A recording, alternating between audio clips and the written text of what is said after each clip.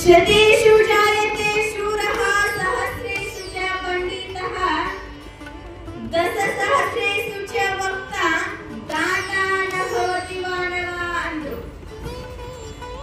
ಸುಭಾಷಿತಕಾರರು ಬಹಳ ಸುಂದರವಾದಂತ ಮಾತನ್ನ ಹೇಳಿದ್ರು.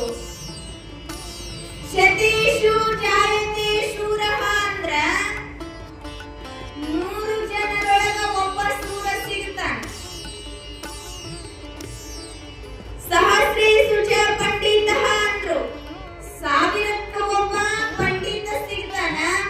10,000ಕ್ಕೆ ಒಬ್ಬ ವಕ್ತಾ ಸಿಗ್ತಾನ. ದಾತಾನ ಭವತಿ ಮಾನವ ಅಂದ್ರು ವಕ್ತಾ ಅಂತಂದ್ರೆ ಹೇಳುವಂತವ ಸಿಗ್ತಾನ. ದಾತಾನ ಭವತಿ ಮಾನವ ಅಂದ್ರು ದಾತಾನ ಭವತಿ ಮಾನವ ಅಂತಂದ್ರ ಈ ಜಗತ್ತಿನೊಳಗ ಎಲ್ಲರೂ ಸಹಜವಾಗಿ ಸುಲಭವಾಗಿ ಹುಡುಕಾಡಿದ್ರೆ ಸಿಗಬಹುದು. ಆದ್ರೆ ಯಾರು ಸಿಗುವುದು ದುರ್ಲಭ ಅಂದ್ರು ಅಂತಂದ್ರೆ ದಾನ ಮಾಡುವಂತ ದಾತ ಸಿಗುವುದು ದುರ್ಲಭ ಅಂತಂದ್ರು. ಸುಭಾಷಿತಕಾರರು ಬಹಳ ಚಂದ ಹೇಳ್ತಾರೆ. ಹಾಗಾದ್ರೆ ನಾವೆಲ್ಲ ಮಾಡ್ತೀವಲ್ರಿ ದಾನ ಧರ್ಮ ಕೊಡ್ತೀವಿ ಎಲ್ಲ ಮಾಡ್ತೀವಲ್ಲ, ಇದು ದಾನ ಅಲ್ಲೇನು, ಇದು ದಾನ ಅಲ್ಲೇನು ಅಂತ ನಾವು ವಿಚಾರ ಮಾಡಬಹುದು. ಆದ್ರ ದಾನ ಹೆಂಗ್ ಮಾಡ್ಬೇಕು ಅಂತಂದ್ರ ಒಟ್ಟಿದ್ದು ಗೊತ್ತಾಗಬಾರ್ದು ಹಂಗ ದಾನ ಮಾಡ್ಬೇಕು. ಅದು ಶ್ರೇಷ್ಠವಾಗಿರುವಂತಹ ದಾನ ಅನ್ಸ್ಕೊಳ್ತದೆ. ನಾವು ಒಬ್ಬರಿಗೆ ಒಂದು ತುತ್ತ ಅನ್ನ ನೀಡಿದ್ವಿ ಅಂತಂದ್ರ ಸಂಜೆ ತನಕ ಹೇಳ್ತೀವಿ ನಾವು ಯಾರು ಬಂದಿರ್ತಾರ ಅವ್ರ ಮುಂದೆ ಇವತ್ತು ಊಟ ಮಾಡಿಸ್ ಕಳ್ಸ್ದ ಊಟ ಮಾಡಿಸ್ ಕಳ್ಸ್ದ ಊಟ ಮಾಡಿಸ್ ಕಳ್ಸ್ದ.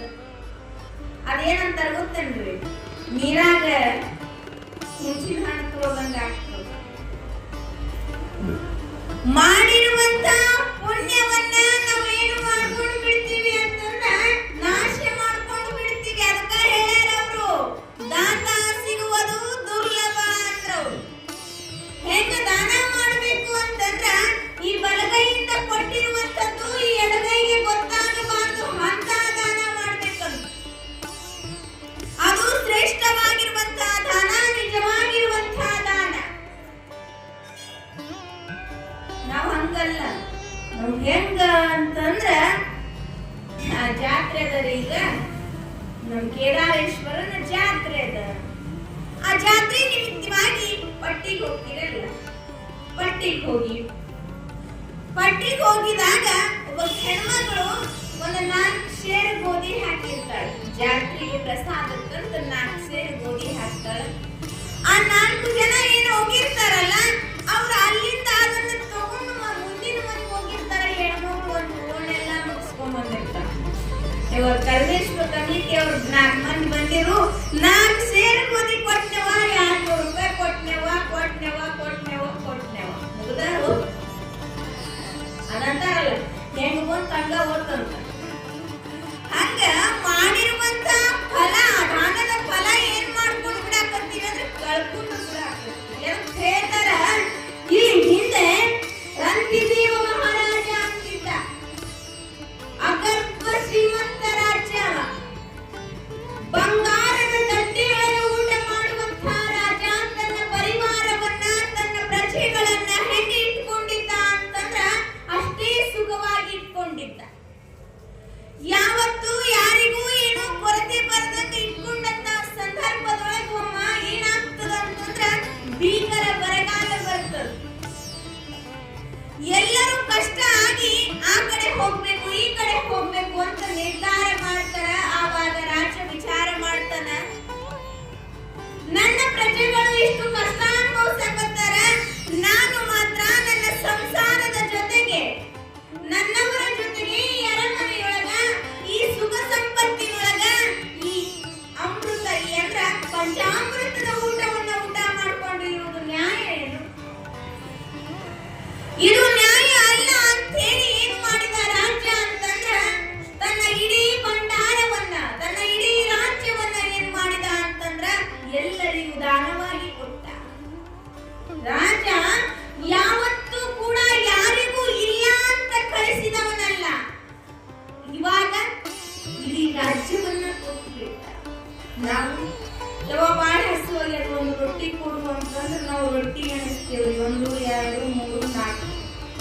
ಒಂದು ಕೊಟ್ಟಂದ್ರ ಮೂರೇ ಹಾಕವ ಮತ್ ನಮ್ಮ ಮನ್ಯಾಗ ಒಬ್ರಿಗೆ ಕಮ್ಮಿ ಬೀಳ್ತದ ಬಾ ಅಂತ ಮುಚ್ಚಿ ಇದು ಮುಂದೆ ಮನೆಗೆ ಹೋಗೋದು.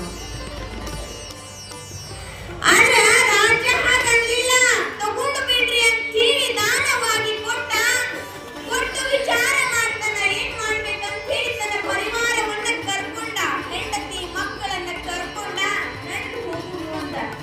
ಏನು ಹುಟ್ಟಿದ್ರಲ್ಲ ಬಟ್ಟೆ, ಆ ಬಟ್ಟೆಯಿಂದಲೇ ಮನೆಯನ್ನ ಬಿಡ್ತಾರ. ಏನು ತೆಗೆದುಕೊಳ್ಳಿ, ಉಟ್ಟ ಬಟ್ಟೆಯ ಮೇಲೆ ಮನೆಯನ್ನ ಬಿಟ್ಟು ಹೊರಟಂತ ರಾಜ ಮಧ್ಯಾಹ್ನದ ಸಮಯ ಬಿಸಿಲಾಗಿ ಬಹಳಷ್ಟು ನೀರಡಿಕೆ ಆಗ್ತದ, ಮಕ್ಕಳಿಗೆ ಹಸಿವಾಗ್ತದ. ಮಕ್ಕಳಂತಾರ, ಅಪ್ಪಾಜಿ ನೀನ್ ಪಾಪ ಮಾಡಿ ನಾವೇನ್ ಪಾಪ ಮಾಡಿ, ಹಸಿದು ಬಂದವರಿಗೆ ಹೊಟ್ಟೆ ತುಂಬಾ ಊಟ ಹಾಕಿದಿ, ಏನಾದ್ರೂ ಕೊಡು ಅಂತ ಕೈ ಚಾಚಿದವರಿಗೆ ಕೈ ತುಂಬಾ ಕೊಟ್ಟು ಕಳಿಸಿದಿ. ಆದ್ರೆ ಈಗ ಆ ಹಸಿವು ನಮ್ಮನ್ನ ಕಾಡಾಕತ್ತದಲ್ಲ, ನಮ್ಮ ಹಸಿವನ್ನ ಯಾರು ನೀಗಿಸ್ತಾರ ಅಂತ ಮಕ್ಕಳು ತಂದೆಯನ್ನ ಕೇಳ್ತಾರೆ.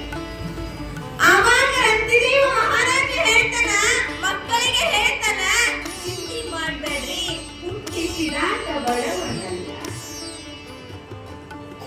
ನಮ್ಮನ್ನ ಹುಟ್ಸ್ಯಾನಲ್ಲ, ನಮ್ಮನ್ನ ಕಾಯುವಂತ ಭಾರವನ್ನು ಕೂಡ ಯಾರು ಹೊತ್ಕೊಂಡಾರ ಅಂತಂದ್ರ ಆ ಸ್ವಯಂಭೂ ಪರಮಾತ್ಮ ಹೊತ್ಕೊಂಡನ.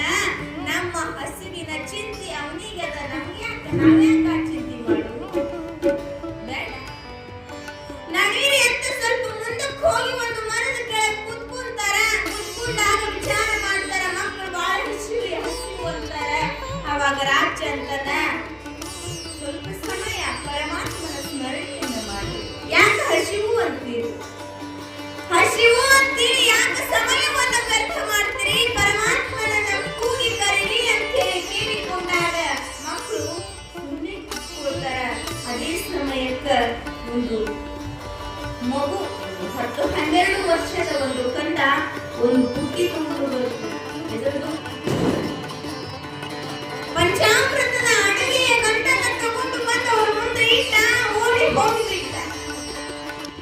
ಓಡಿ ಹೋದ, ಅವರನ್ನ ಕೂಗಿ ಕರೆದು ಕೇಳ್ತಾರ, ಯಪ್ಪ ಇದು ಯಾರ್ದು, ಇಲ್ಲ ಇಟ್ಟು ಹೊಂಟಿ ಅಂತಂದಾಗ ನನ್ನ ತಂದೆ ತಾಯಿ ನಿನಗೆ ಕೊಟ್ಟು ಬಾ ಅಂತ ಕಳಿಸ್ಯಾರ ಅಂತ ಓಡಿ ಹೋದ. ನನ್ನ ತಂದೆ ತಾಯಿ ನಿನಗೆ ಕೊಟ್ಟು ಬಾ ಅಂತ ಕಳಿಸ್ಯಾರ ಅಂತ ಓಡಿ ಹೋದ. ನೋಡು ಸ್ವಯಂಭೂ ಪರಮಾತ್ಮ ಹಸಿದವರಿಗೆ ಊಟ ಹಾಕ್ತಾರಂದ್ರೆ ಇದನ್ನೇ. ಆ ಗಂಟನ್ನ ಬಿಚ್ತಾಳ ಹೆಂಡತಿ, ಬಿಚ್ಚಿ 4 ಭಾಗ ಮಾಡ್ತಾಳೆ. ಮಾಡಿ ಒಂದು ಗಂಡಗ ಮಕ್ಕಳಿಗೆ ಕನಕ ತಗೊಳ್ತಾರೆ. ಮಕ್ಕಳು ತಮ್ಮ ಪಾಡಿಗೆ ತಾವು ಊಟ ಮಾಡ್ತಾರೆ. ಹೆಂಡತಿ ತಗೋಬೇಕಂತ ಕುಂತಾಳ. ರಾಜನು ಕೂಡ ತನ್ನ ತಟ್ಟೆಗೆ ಇನ್ನೇನು ಕೈ ಹಾಕ್ತಿದ್ದ, ಒಬ್ಬ ಭಿಕ್ಷುಕ ಬರ್ತಾನೆ. ಯಪ್ಪ ಪುಣ್ಯಾತ್ಮ, ನಿನ್ನನ್ನ ನೋಡಿದ್ರೆ ದಾನ ಸುರ ಅನಿಸುತ್ತ. ಒಂದು ತುತ್ತ ಅನ್ನ ನೀನು, ಬಹಳ ದಿನ ಆಯ್ತು, 4-5 ದಿನ ಆಯ್ತು ಊಟಿಲ್ಲ. ಈಗ ಸಾಯ್ತೀನೋ ನಾಳೆ ಸಾಯ್ತೀನೋ ಗೊತ್ತಿಲ್ಲ, ಒಂದು ತುತ್ತ ಅನ್ನ ಹಾಕಪ್ಪ ಅಂತ ಕೈ ಮುಗಿದಾಗ ತನ್ನ ಭಾಗ ಏನಿತ್ತಲ್ಲ, ತನ್ನ ಭಾಗವನ್ನ, ತನ್ನ ಹಸಿವೆಯನ್ನ ನೋಡ್ಲಿಲ್ಲ, ನನಗೆ ಹಸಿವಾಗ್ಯದ ಅಂತ ವಿಚಾರ ಮಾಡ್ಲಿಲ್ಲ, ಆ ತನ್ನ ಭಾಗವನ್ನ ಎತ್ಕೊಟ್ಟು ಬಿಟ್ಟ. ಹೋದ, ಹೆಂಡತಿ ಅಂತಾಳ, ನಾನು ಒಬ್ಬಳೇ ಊಟ ಮಾಡಿದ್ರೆ ಹೆಂಗ, ತನ್ನ ಭಾಗದ ಅರ್ಧ ಗಂಡು. ಮತ್ತೋರ್ವ ವ್ಯಕ್ತಿ 2 ನಾಯಿಗಳನ್ನ ತೆಗೆದುಕೊಂಡು ಬರ್ತಾನೆ. 2 ನಾಯಿಗಳನ್ನ ತೆಗೆದುಕೊಂಡು ಬಂದು, ಯಪ್ಪ ಪುಣ್ಯಾತ್ಮ, ನೋಡು ನನ್ನ ನಾಯಿಗಳು ಸಾಯುವ ಸ್ಥಿತಿಯೊಳಗದಾವ, ಒಂದಿಷ್ಟು ಅನ್ನ ಹಾಕ್ಕೊಂಡು ಪುಣ್ಯ ಕಟ್ಕೋ ಅಂದಾಗ ತಗೋ ಅಂತ ಅದನ್ನ ಕೊಡು. ಕುರಿದಾಗಿ ನೀರಾದ್ರೂ ಕುಡಿಬೇಕು ಅಂತ ತಮ್ಮಿಗೆ ಏನೆತ್ತಿ ನೀರು ಕುಡಿಬೇಕನ್ನಷ್ಟೊತ್ತಿಗೆ ಒಬ್ಬ ಚಾಂಡಾಲ ವ್ಯಕ್ತಿ ಬಂದು ಮುಂದೆ ಒದ್ದಾಡಕ್ಕೆ, ಸಾಯ್ತೀನಿ ಸಾಯ್ತೀನಿ ಸಾಯ್ತೀನಿ ಅಂತ ಬಿಟ್ಟಾಕತ್ತ. ಆ ತಂಬಿಗೆ ಇಳಿಸಿ ಅವನಿಗೆ ಹಾಕಿಬಿಟ್ಟು, ಆ ನೀರನ್ನ ಅವನಿಗೆ ಹಾಕಿದ್ರು. ಆ ವ್ಯಕ್ತಿ ಎದ್ದು ಹೋದ. ಇತ್ತ ಹೆಂಡತಿ ಮಕ್ಕಳು ಅಂತಾರ, ಏನು ನೀನು ರಾಜ್ಯವನ್ನ ದಾನ ಮಾಡಿ ಹೋಗಿ ಬಿಡು, ಒಂದು ತುತ್ತ ಅನ್ನ ಹೇಗೋ ಬಂದಿತ್ತು ಅದನ್ನು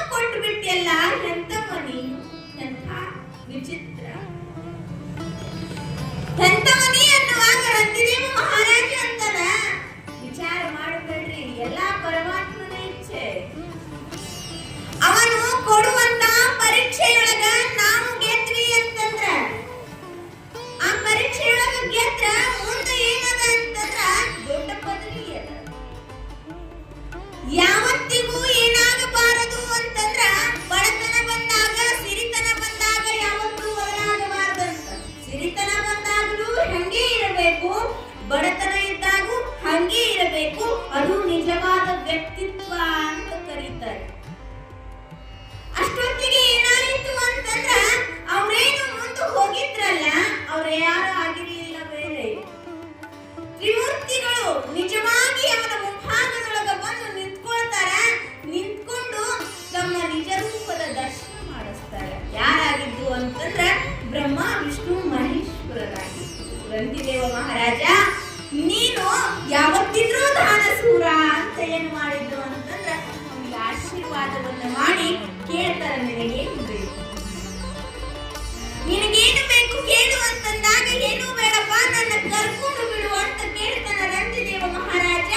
ಆವಾಗ ತ್ರಿಮೂರ್ತಿಗಳು ಅವರಿಗೆ ಆಶೀರ್ವಾದ ಮಾಡ್ತಾರ. ಅಂದ್ರೆ ನಿನ್ನ ಸಹ ಕುಟುಂಬ ಸ್ವರ್ಗಕ್ಕೆ ಬರ್ಲಿ ಅಂತ ಹೇಳಿ. ಅಂದ್ರೆ ರಂತಿದೇವ ಮಹಾರಾಜನ ಸಹ ಕುಟುಂಬದ ಹೆಂಡತಿ ಮಕ್ಕಳು ಎಲ್ಲ ಸಹ ಪರಿವಾರ ಏನಾಗ್ಯದ ಅಂತಂದ್ರೆ ಸ್ವರ್ಗ ಲೋಕವನ್ನ ಸೇರಿಸಿ ಯಾರಿಗ ಅಂತಂದ್ರೆ ಅದು ರಂತಿದೇವ ಮಹಾರಾಜ ಮಾಡಿರುವಂತಹ ದಾನ. ಅದಕ್ಕ ಇಂತಹ ದಾನಸೂರರು ಬಹಳ ಜನ ಆಗಿ ಹೋಗ್ಯಾರ. ಕರ್ಣ ತನ್ನ ಕರ್ಣಕುಂಡಲವನ್ನ ತನ್ನ ಕರ್ಣ ಕವಚವನ್ನ ಬಿಚ್ಚಿಕೊಟ್ಬಿಟ್ಟ. ಗೊತ್ತಿತ್ತು ಕವಚವನ್ನ ಬಿಚ್ಚಿಕೊಟ್ಟ ಅಂದ್ರೆ ಸಾಯ್ತೀನಿ ಅಂತ ಗೊತ್ತಿತ್ತು, ಆದ್ರೂ ಬಿಚ್ಚಿಕೊಟ್ಟ. ಅದಕ್ಕ ದಾನಸೂರ ಕರ್ಣ ಅಂತ ಕರ್ಸ್ಕೊಂಡ. ನಾವ್ರಿ ಕರ್ಣ ಅಂದ್ರೆ ಗೊತ್ತಿಲ್ಲ ಎಂತಾನು ಏನೋ ಅಂದ್ರ ನಾವು ಮಾಡುವಂತಹ ದಾನ ಏನಾಗ್ಬೇಕು ಅಂತಂದ್ರ ಶ್ರೇಷ್ಠವಾಗಿರುವಂತಹ ದಾನ ಆಗಿರಬೇಕು. ಹಸಿದವರಿಗೆ ಒಂದು ತುತ್ತು ಅನ್ನ ನೀಡುವಂತದ್ದಾಗಿರಬೇಕು. ಅದಕ್ಕ ನಾವೆಲ್ಲ ಏನು ಮಾಡ್ಬೇಕು ಅಂತ ದಿನ ಒಬ್ಬರಿಗೆ ಊಟ ಮಾಡಿಸ್ಬೇಕಂತ ಕರ್ಮ. ಈ ಕಲಿಯುಗದೊಳಗೆ ಏನಾದ್ರೂ ಪುಣ್ಯ ಸಂಪಾದನೆ ಆಗ್ಬೇಕಾಗಿತ್ತು ಅಂತಂದ್ರೆ ಒಬ್ಬರಿಗೆ ಒಂದು ತುತ್ತು ಅನ್ನ ನೀಡಿದ್ವಿ ಅಂತಂದ್ರೆ ಏನಾರ ಇಲ್ಲಿ ನಾವು ಏನಾರ ಒಂದಿಷ್ಟು ಪುಣ್ಯ ಸಂಪಾದನೆ ಮಾಡ್ಲಿಕ್ಕೆ ಸಾಧ್ಯ. ಯಾಕಂದ್ರೆ ಕಲಿಯುಗ. ಅದಕ್ಕ ಎಚ್ಚೆತ್ತುಕೊಂಡು ಹುಷಾರಾಗಿ ಹುಚ್ಚನಾಗದೆ ಎಚ್ಚರದಿಂದ ಏನ್ ಮಾಡ್ಬೇಕು ಅಂತಂದ್ರೆ ಬಾಳುವೆಯನ್ನ